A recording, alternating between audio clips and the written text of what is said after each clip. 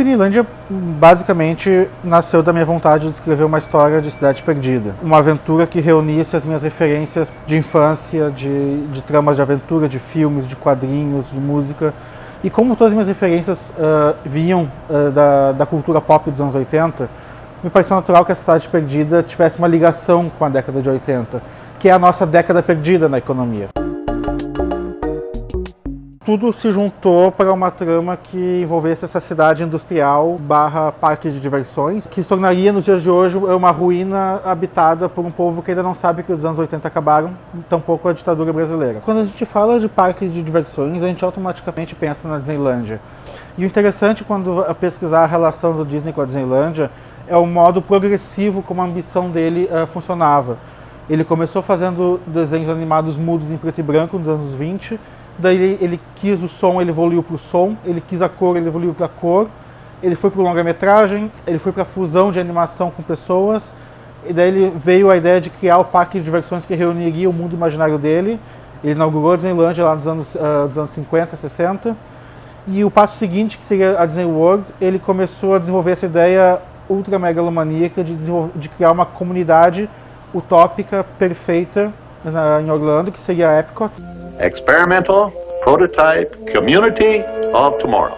Essa ideia da cidade utópica misturada a um parque de diversões ficou para mim muito marcada. E pesquisando daí outros exemplos de cidades com propostas ambiciosas, eu descobri a Fordlândia no Pará. Pessoas ainda vivem em Fordlândia até hoje, que foi uma cidade industrial criada pelo Henry Ford nos anos 20. Eu descobri também o projeto de SeaWorld Success, que seria uma cidade enclausurada no Alasca, que nunca saiu por uma série de burocracias que travaram o projeto, mas teria sido uma espécie de grande shopping center fechado, onde as pessoas viveriam dentro desse shopping center. E isso tudo foi se juntando na minha cabeça para criar essa fusão de ideias que se tornou a Tupinilândia. O divertido de reconstruir os anos 80 no Tupinilândia foi fazer justamente um jogo de referências metalinguísticas com isso. Por exemplo, o Parque Tupinilândia ele é uma fusão, ele é uma reconstrução da cultura nacional, então tudo que tem nele remete a outros elementos diversos da cultura.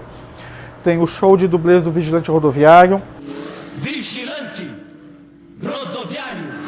Tem o desfile do Capitão Asa, mas também tem, por exemplo, um show de dinossauros robôs, em que toda a descrição de cada dinossauro é baseada na descrição do chocolate surpresa. Uma surpresa em cada chocolate!